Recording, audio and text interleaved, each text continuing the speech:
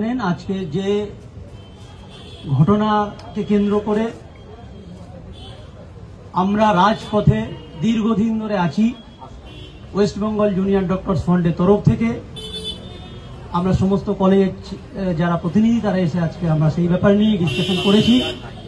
দুর্ভাগ্যজনক ঘটনা, সেই ঘটনাকে কেন্দ্র করে আপনারা জানেন এতদিন ধরে যে ঘটনা ধামাচাপা দেওয়া থেকে শুরু করে সেই ঘটনাকে বিভিন্নভাবে মেলাইন করার চেষ্টা থেকে শুরু করে আরজি করে আমাদের যে অভয়া দিদির বিচার পাওয়া নিয়ে আমরা এতদিন ধরে যুদ্ধ করছি।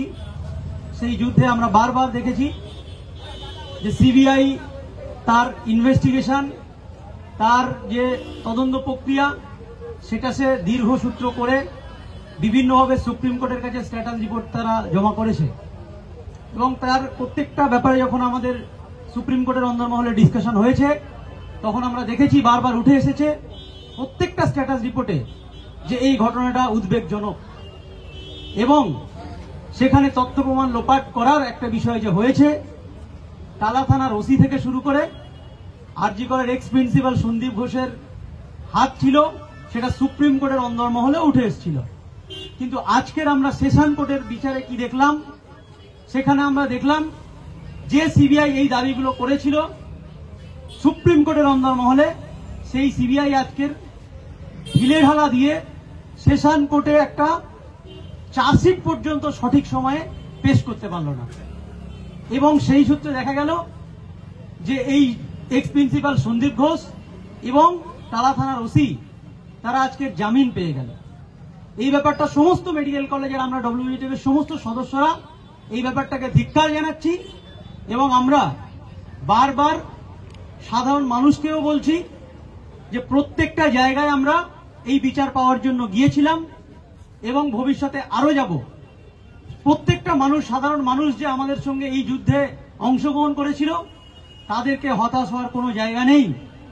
কিন্তু আমরা দেখছি প্রত্যেকটা জায়গার পরেও একটা ছোট্ট চার্জশিট জমা দেওয়ার জায়গাতেও সিবিআই যে ফেলিওর জায়গাটা আমাদেরকে দেখালো, এই জায়গাটায় আমরা যেমন হতাশ হচ্ছি তেমন আমরা ক্ষুব্ধ।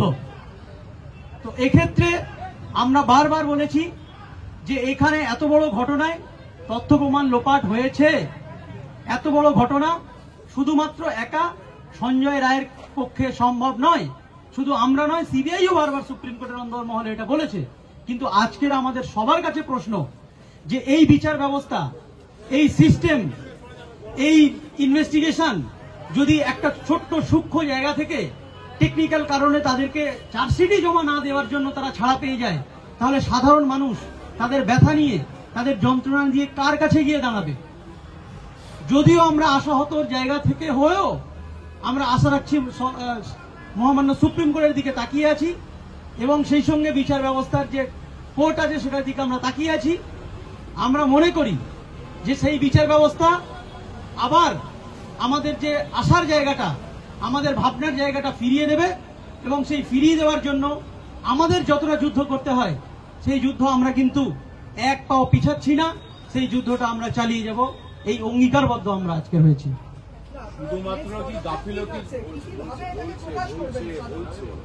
সেই সঙ্গে আমরা সমস্ত মতামত নিয়ে যে জায়গাটায় দাঁড়িয়েছি এটুকু আমরা বলতে পারি যে যেমন আমরা প্রথম থেকে শুরু করেছিলাম, কোনো জায়গা, কোনো দরজা আমরা বাদ দিইনি, সেরকম আমরা সমস্ত দরজায় আবার যাব এবং রিপিটেডলি যাব। আপাতত আমরা আগামীকালের জন্য এই ক্ষোভ এবং এই হতাশার জায়গা থেকে আমরা ওয়েস্ট বেঙ্গল জুনিয়র ডক্টরস ফ্রন্টের তরফ থেকে সমস্ত সুচিন্তাবাদী সাধারণ নাগরিক থেকে শুরু করে ডাক্তার সমাজ থেকে শুরু করে সমস্ত সামাজিক মানুষদেরকে আমরা আমন্ত্রণ জানাচ্ছি। আগামীকাল আমরা এই যতগুলো প্রশ্ন আমাদেরকে সিবিআই মেলাইন করার চেষ্টা করেছে, আজকে তারা চার্জশিট জমা দিতে পারেনি, এই প্রশ্নের উত্তর পাওয়ার জন্য আগামীকাল দুপুর 2টো থেকে আমরা করুণাময়ী থেকে সিজিও কমপ্লেক্স পর্যন্ত একটা অভিযানের ডাক দিচ্ছি এবং সমস্ত সাধারণ আপমর জনগণকে আমরা অনুরোধ করছি আপনারা এসে এই ন্যায় বিচারের দাবিতে প্রথম দিন থেকে যেমন আমাদের সঙ্গে পায়ে পা মিলিয়েছেন, গলায় গলা মিলিয়েছেন, আপনারা সেই পায়ে পা মিলিয়ে আবার আমাদের সঙ্গে আগামীকাল আসুন। আমরা সিজিও কমপ্লেক্সে গিয়ে এই সমস্ত প্রশ্নের উত্তর চাওয়ার জন্য দুপুর 2টো থেকে করুণাময়ী থেকে সিজিও কমপ্লেক্স। আপাতত আগামীকালের আমাদের কর্মসূচি আমরা জানালাম, পরবর্তী কর্মসূচি আবার আমরা আগামীকাল ডিসকাশনের করে জানিয়ে দেব। আপনার পুরো নাম বলে দেবেন।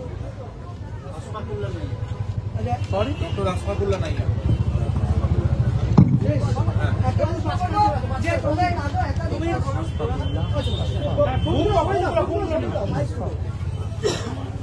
একটাই কথা বলার, আজকে এত কটা দিন পেরোলো, সিবিআই আজকে 90 দিন পেরিয়ে যাওয়ার পর আমরা জানি, মনে আছে যে যেদিন ঘটনাটা ঘটেছিল তার প্রায় 1 মাস পর যখন আমাদের স্বাস্থ্য ভবনে অবস্থান বিক্ষোভ চলছে, সেই সময় সন্দীপ ঘোষ এবং টালা থানার ওসি অভিজিৎ মণ্ডল তাদেরকে সিবিআই গ্রেপ্তার করে তথ্য প্রমাণ লোপাটের মামলায়, খুন এবং ধর্ষণের ঘটনা তার তথ্য প্রমাণ লোপাটের মতো একটি ভয়ানক অভিযোগে অভিযুক্ত করে তাদের সিবিআই জেল হেফাজতে নিল।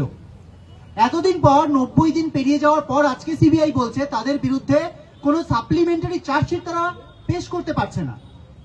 আজকে গোটা ভারতবর্ষের মানুষ, সাধারণ মানুষ বিচার ব্যবস্থার জন্য যাদের যাদের দিকে তাকিয়ে থাকে, সুপ্রিম কোর্টের দিকে তাকিয়ে থাকে, কোর্টের দিকে তাকিয়ে থাকে, সিবিআই এর দিকে তাকিয়ে থাকে, সরকারের দিকে তাকিয়ে থাকে।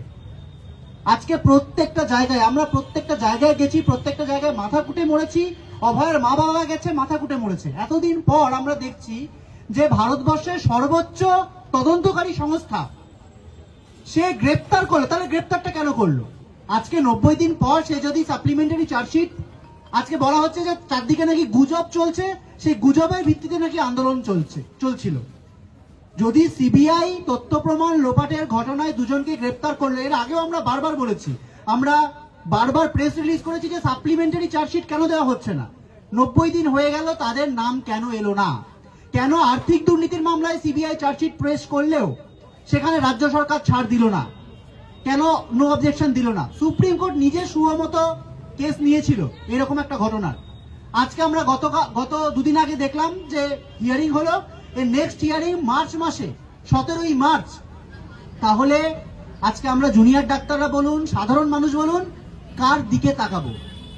তার মানে কি এইটা দাঁড়াচ্ছে যে আজকে দুদিন পর গিয়ে আমরা দেখবো যে সন্দীপ ঘোষ আজকে জামিন পেলেন, সন্দীপ ঘোষ আর দুদিন পর এই আরজি কর বা এনআরএস বা ন্যাশনাল বা মেডিকেল কলেজ বা কোনো জায়গার প্রিন্সিপাল হবেন, বা আরো কোনো বড় আধিকারিক হবেন, এবং আরো একটা অভয়া ঘটবে? আজকে তো সেই দিকেই গোটা ব্যবস্থাটা চলছে। আজকে সেটা রাজ্য সরকার বলুন, সিবিআই বলুন, কোর্ট বলুন, সবাই মিলে যে জিনিসটা করছে আজকে তো সেই দিকেই যাচ্ছে যে সেই সন্দীপ ঘোষ, যে সন্দীপ বাহিনী, যে সন্দীপ গ্যাং আরজি করে ভয়ানক ঘটনা ঘটিয়ে এসেছে, আর্থিক দুর্নীতি করেছে, মোলেস্টেশন, সেক্সুয়াল হ্যারাসমেন্টের মতো ঘটনা ঘটিয়েছে, যার ফলাফল আজকে প্রাতিষ্ঠানিক হত্যা এবং খুন, মানে ধর্ষণের ঘটনা অভয়ার, সেই তাকেই আবার জামিন পেতে হলো, সিবিআই চার্জশিট পেশ করতে পারলো না। তার মানে কি আমরা রাজ্যবাসী হিসেবে, দেশবাসী হিসেবে সেই দিনটাই দেখতে চলেছি যে দুদিন পর সন্দীপ ঘোষ আবার একটা এরকম প্রাতিষ্ঠানিক পদে যাবেন, প্রিন্সিপাল হবেন, ডিএমই হবেন, ডিএইচএস হবেন, কি হবেন আমরা জানি না, এবং আরো এরকম অভয়া ঘটবে।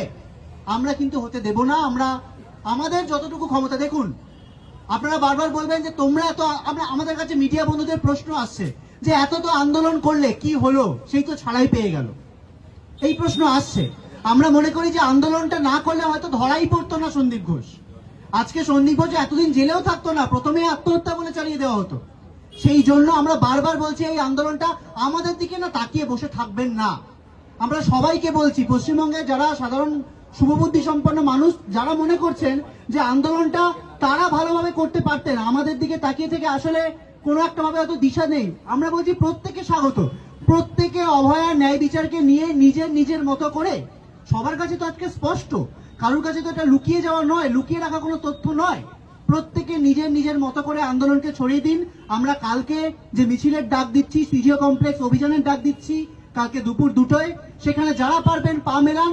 যাদের রাগ, যারা রাগছেন, যাদের কান্না পাচ্ছে, যারা হতাশ হচ্ছেন, সেই হতাশাগুলোকে ক্রোধে পরিণত করুন, সেই আগুনটাকে রাজপথে রাখুন, নিজের মতো করে রাখুন, নিজেদের মতো করে মিছিল অর্গানাইজ করুন, কর্মসূচি করুন, এবং এই প্রত্যেকটা জায়গা, সেটা রাজ্য সরকার, সেটা সিবিআই, সেটা কোর্ট, সবার উপর এই চাপটা বজায় রাখুন। না হলে প্লিজ আরেকটা নো ওয়ান কিল জেসিকার মতো নো ওয়ান কিল্ড অভয়া হতে কিন্তু বেশি দিন লাগবে না। আমরা যদি এই আন্দোলনটাকে মাঝপথে ছেড়ে দিই, অভয়ের মা বাবার কথা ভাবুন, অভয়ের সহকর্মীদের কথা ভাবুন, নিজের কথা ভাবুন, নিজেদের বাড়ির মেয়ের কথা ভাবুন, যে তার সাথে এরকম একটা ঘটনা ঘটলে আজকে বলা হচ্ছে যে জয়নগর তো বিচার পেল, ফরাক্কা তো বিচার পেল, আরজিকর কেন পাচ্ছে না? আরজিকর পাচ্ছে না তার কারণ এখানে প্রভাবশালী এতগুলো লোক জড়িত রয়েছে। আজকে সিবিআইও আমরা দেখতে পাচ্ছি, আমরা প্রথম থেকে বলেছিলাম যে সিবিআই এর প্রতি যে প্রশ্ন আমরা কিন্তু প্রথম থেকে রেখেছি। আপনারা বলছেন যে তোমরাই তো চাইছিলে সিবিআই, আমরা কিন্তু সিবিআই এর ভূমিকা নিয়ে প্রশ্ন করেছিলাম যে এতগুলো কেস নিচ্ছে তার সমাধান হচ্ছে না কেন, এত ছাড় কেন পাচ্ছে? তো এই গোটা প্রশ্নের উত্তর কিন্তু সবাই মিলে খুঁজতে হবে, রাজপথে থেকে খুঁজতে হবে। এবং আমরা বারবার বলছি যে আন্দোলনে যেমন West Bengal junior doctors front আছে, ঠিক তেমনি পশ্চিমবঙ্গের প্রত্যেকটা সাধারণ মানুষ আছেন, প্রত্যেকে কিন্তু নিজের মতো করে সংগঠিত হন, স্বাধীনভাবে সংগঠিত হন এবং এই আন্দোলনের আজকে ছড়িয়ে দিন। না হলে কিন্তু আমাদের যে সহকর্মী সে কিন্তু এই নো ওয়ান কিল্ড অভয়া বিচারের বাণী কিন্তু নিভৃতেই কাঁদবে। আমরা কিন্তু এই বিচার ছিনিয়ে আনতে পারবো না। ফলত কালকে আমাদের মিছিলের কর্মসূচি আমরা ঘোষণা করলাম, এর পরেও আমরা কর্মসূচি নেব, প্রত্যেকটা কলেজে আমরা ফিরে যাব, সেখানকার মতামত নেব এবং আরো প্রত্যেকে যারা নিজের নিজের মতো করে কর্মসূচি নিচ্ছেন তারা এইভাবে আন্দোলনটাকে এগিয়ে নিয়ে যান। এইটুকু। কালকে একই সময় দুটোর সময় নার্সেস ইউনিটি